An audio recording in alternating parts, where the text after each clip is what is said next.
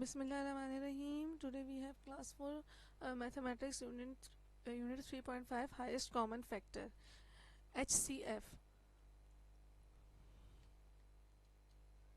So how we find out HCF?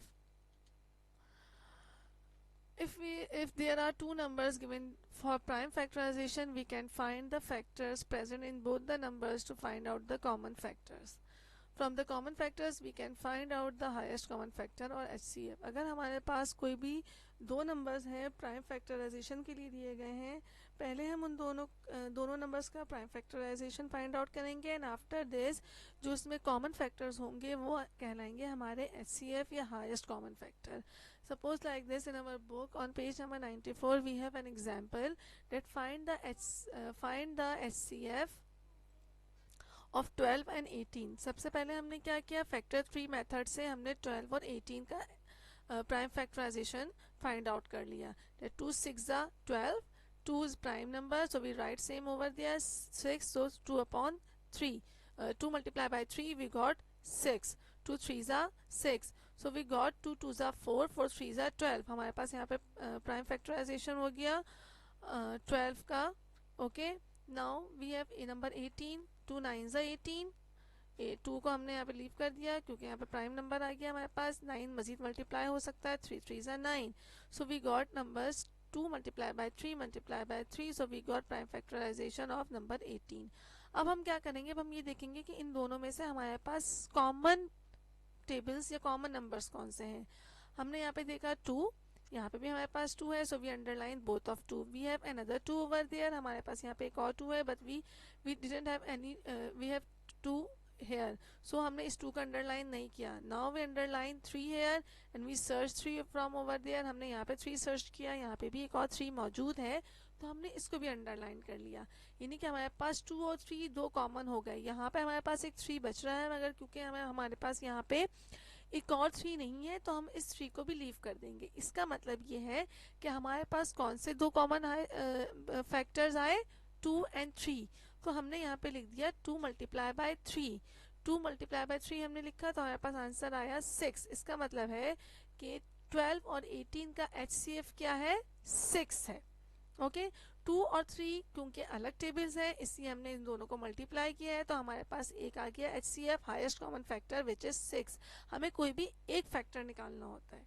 Okay, same like this we have another example in our book. हमारे पास उसी book में एक और एग्जांपल है कि find out the HCF of 28 और 18. 28 और 18 का हम HCF कैसे निकालेंगे. पहले हमने 28 को फैक्टर ट्री मेथड से सॉल्व किया और 18 को भी फैक्टर ट्री मेथड से सॉल्व किया. उसके बाद हमने इनके सेम मल्टीपल, कॉमन मल्टीपल निकाले. 2 इधर भी है, वी अंडरलाइन ओवर दियर, 2 इधर भी है, हमने इधर भी 2 को अंडरलाइन कर लिया.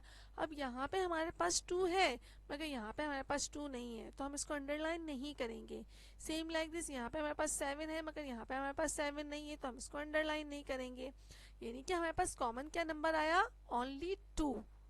सेम नंबर आया है तो हमने सेम एज इट इज लिख दिया कि आवर HCF ऑफ 28 और 18 इज 2. ओके,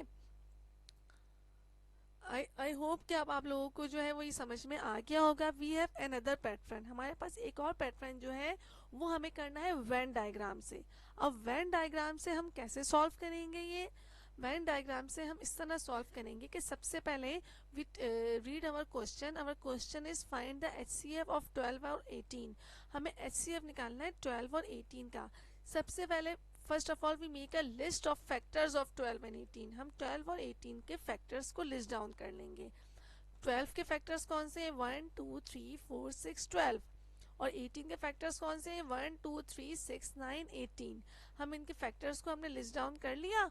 उसके बाद हम क्या करेंगे, हम यहाँ पे बनाएंगे 2 सर्कल और एक सर्कल को दूसरे के अंदर थोड़ा सा इनर कर लेंगे, जो कि हमारी वेन डायग्राम कहलाता है, जो कि हम पहले भी स्कूल में कर चुके हैं. वेन डायग्राम जो हमारे पास सेंटर पॉइंट होगा, हम यहाँ पे वो नंबर्स लिखेंगे, वो फैक्टर्स लिखेंगे जो कि 12 में भी आ रहे हैं और 18 में भी आ रहे हैं. 1 12 में भी है, 18 में भी है, 2 12 में भी है, 18 में भी है, 3 12 का भी फैक्टर है और 18 का भी फैक्टर है. तो हमने 1 2 और 3 लिख दिया, मगर 4 12 का फैक्टर है मगर 18 का फैक्टर नहीं है, तो हमने इसको यहाँ पे बाहर लिख दिया. उसके बाद आए हम 6 पे। 6 जो है वो 12 का फैक्टर भी है और 18 का फैक्टर भी है, तो हमने 6 को भी सेंटर में लिख दिया। अब हमारे पास यहाँ पे बचे 12 और 18 जो कि कॉमन फैक्टर नहीं है, तो हमने 12 को 12 के फैक्टर के कॉलम में लिख दिया और 18 को 18 के फैक्टर के कॉलम में लिख दिया। अब हम ये देखेंगे हमारे पास सेंटर में कौन से आ गए कॉमन फैक्टर्स। कॉमन फैक्टर्स है 1 2 3 6। अब इसमें हमारा हाईएस्ट फैक्टर कौन सा है, सबसे बड़ा नंबर कौन सा है? सबसे बड़ा फैक्टर है हमारे पास 6, तो इसका मतलब है 12 और 6 का HCF क्या है? 6। हमारे पास यहाँ पे भी 6 आया था इसी तरह, और सेम जब हमने यहाँ पे किया था तो यहाँ पे भी हमारे पास क्या आया? 6 आया। यानी कि पैटर्न अलग अलग है मगर आंसर हमारे पास सेम है। इसी तरह हमें HCF निकालना है 20 और 30 का। पहले हमने फैक्टर्स लिस्ट डाउन कर लिए 20 और 30 के। जब हमने फैक्टर्स लिख लिए तो इस तरह वेन डायग्राम बना के हमने जो सेम फैक्टर्स थे 1 2 उसके बाद कौन सा है हमारा 5 एंड 10, हमने वो जो है यहाँ पे लिस्ट डाउन कर लिए। उसके बाद हमने क्या किया, हमने ये देखा कि उसमें सबसे बड़ा फैक्टर कौन सा है। सबसे बड़ा फैक्टर है 10, तो इसका मतलब है कि HCF क्या है 20 और 30 का? 10। ओके स्टूडेंट्स, आई होप कि अब आप लोगों को वेन डायग्राम और फैक्टर ट्री मेथड से HCF जो है वो फाइंड आउट करना आ गया होगा। जज़ाकल्लाह।